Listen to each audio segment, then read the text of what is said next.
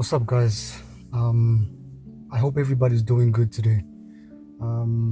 Today, I want to speak about something we all go through, right? Today, I want to speak about something we all go through, but sometimes we never really understand how we get there, and we never really understand how to deal with it once we are exposed to that particular thing, right? And so, today, I want to speak about stress. I want to speak about ways on how you can know that you have stress and ways in how you can actually adapt, adjust, and overcome, stress. We tend to go through so many stressful moments in our lives, right?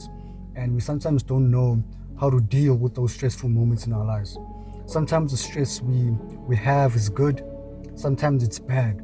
The good one, obviously, it's going to make you to grind harder, to go harder at your goals, at your aspirations, and harder at your work. But the bad stress is the one that affects our mental health, that affects our bodies, and most importantly, it also affects the people around us. And once you become socially affected, your life as well becomes affected, because the people around you do have an impact on how you act, do have an impact on how you perceive the environment and how you perceive your social life, right? So let's jump into it. So I've written here ways in how you know that you have stress, right? Number one, the inability to concentrate, right? We know that when you have stress, you can't concentrate no matter how hard you try, because you're so overwhelmed with certain thoughts.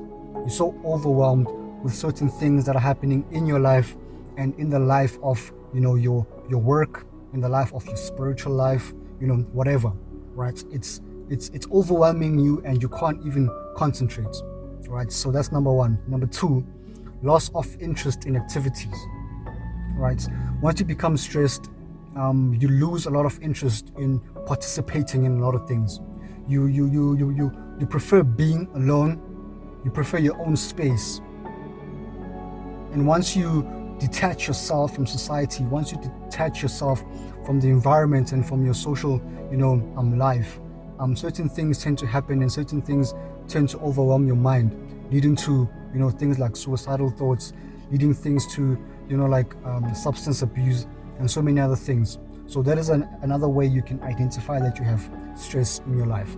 Number three, constant anger and irritability. You are constantly angry and you are constantly agitated to whatever people do or to whatever people say that involves you or that involves other people outside of you. So you become, constantly angry and you become easily agitated. Number four, regular severe headaches. That's a common one, guys.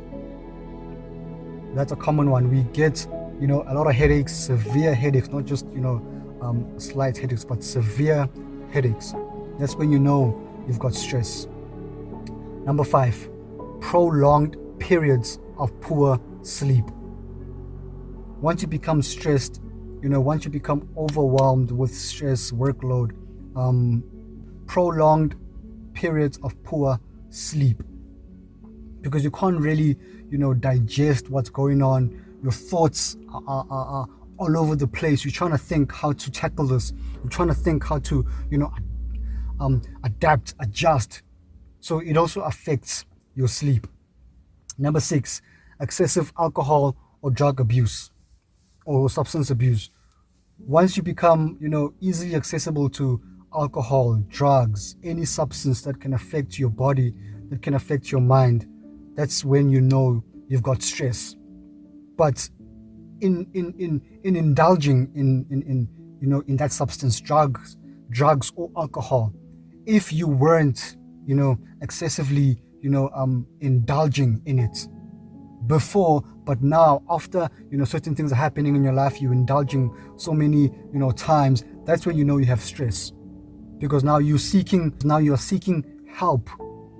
You are seeking temporary comfort in the drugs. You're seeking temporary comfort in the alcohol, in that substance. That's when you know that you have stress. Number seven, feeling isolated. withdrawing yourself from society, and also feeling a certain amount of worthlessness. You sometimes think that you're worthless. You sometimes think that things are not happening in my life because I'm useless, I'm worthless, I'm worth nothing. That's when you know you have stress, because you're overthinking a lot of things which aren't true.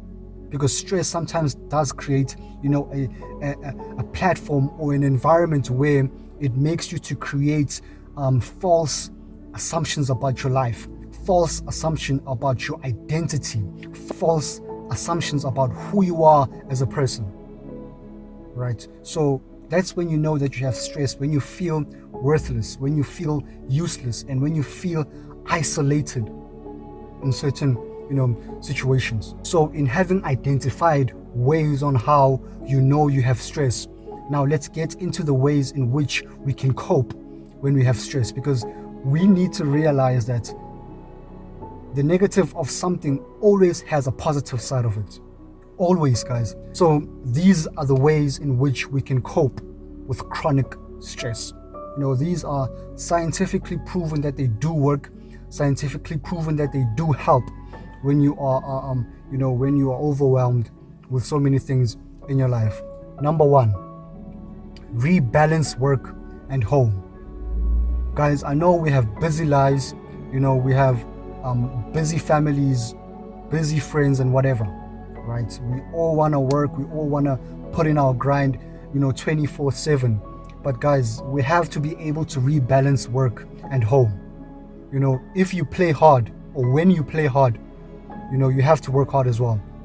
Actually, if you work hard, you have to play hard as well, right? Because you can't expect to play hard when you haven't even put in the work, right? So I know we always want to be on the grind, but sometimes, guys, we gotta reflect, step back, reflect, rebalance, rejuvenate, recoup, invigorate yourself with something that's gonna help you, to have that fire again, have that spark in actually going back and grinding harder than you did, the previous time, right? So in order for you to cope with stress, you need to rebalance work and home, right? You need to rebalance work and home. Work hard and play hard. Number two, you need to build in regular exercise, right? You need to build in regular exercise. I know certain people, they say, I don't have time. Guys, that's not true. We all have time. In our 24 hours that we are given every day, we have time, right? It doesn't matter if it's a 20-minute walk, 20-minute jog, 20-minute whatever. You just have to put in time in your schedule to exercise regularly. It can be push-ups, it can be squats, lunges, anything, jump rope, anything, guys. Put in some time, in your schedule to exercise regularly. And as we know that exercise does help with blood circulation, right? Blood circulation, it also helps with your nervous system. Thirdly, it also helps flushing out all those, stress hormones in your bodies, because we all know that when we have stress, we can't really, reach our maximum or our optimum level of performance. So we need to feed ourselves with right, foods, and we need to exercise regularly. And I'm definitely sure it will help, because I, for one, when I'm overwhelmed with work, school, business and stuff, I tend to go out, jog, go out for a jog, do push-ups. It also helps, every day to do something that's gonna impact your body, impact your mind, to reduce your stress levels. Right, guys? Number three, you have to eat well and limit alcohol and stimulants. Right? This is for the people who have bad dietary, information, or bad dietary processes or procedures. Your diet is just bad, and that also has an impact on your body and your stress levels. If you constantly feed yourself with junk foods, oily foods, foods that don't really bring nourishment, or food that doesn't have proteins, carbohydrates, vitamins, obviously, guys, your body's going to get affected. Obviously, guys, it's not rocket science. We learned this in school. They taught us this. The better you eat, the better your body can function. The better you eat, the better your mind can function. The better you eat, the better your heart can function. And when you feed yourself, good food, nutritious food, you're always going to show it in your work, daily, consistent hard work. Right? And for those who are engaging in or indulging in excessive alcohol and stimulants, reduce on that. Reduce on that, because alcohol, and other stimulants like caffeine, nicotine, all those things, they actually do affect your mind. It actually do affect your performance. Overindulging in these things, and it will obviously affect your mind, your performance. It will make you feel sluggish after having that adrenaline, after having that high, rush or whatever. After that, you're gonna, feel sluggish. You're gonna lose some sense of, motivation, and you're gonna want to constantly feed yourself on that. And that's not what we want. We want ourselves to feed off the motivation of our families, the motivation of grinding as hard as we can to achieve our goals. We can't receive motivation from nicotine. We can't receive motivation from excessive alcohol or stimulants, guys. Come on. We need to eat healthy and feed off, the people around us and our goals and our dreams. All right. Number 5, hobby time. We tend to focus so much on work. We tend to focus so much on business, and we don't have our alone time. We don't have time where we sacrifice it all and just focus on ourselves, in that hour or in that 30 minutes, right? So, like I said in the beginning, step back, reflect, try to find something that you can do on your spare time to relieve yourself. It could be reading a book, it could be meditation, it could be prayer, it could be going out playing soccer with the gents, the girls, basketball, whatever, right? Drawing, being a creative, whatever. Find something that will help you release your stress. And hobbies actually do release, your stress levels, right? Back in the days, I used to, produce beats and stuff like that. I used to, produce. And while I was, overwhelmed with schoolwork, my safe space was going to, FL Studio, playing with the keys, playing with the drums, playing with the hats, playing with the snares. And after, that 30 minutes or 45 minutes, I became better. I felt better. And when I went back to my, studies, I could perform to my optimum level. So I encourage you to find a hobby, and it will help you.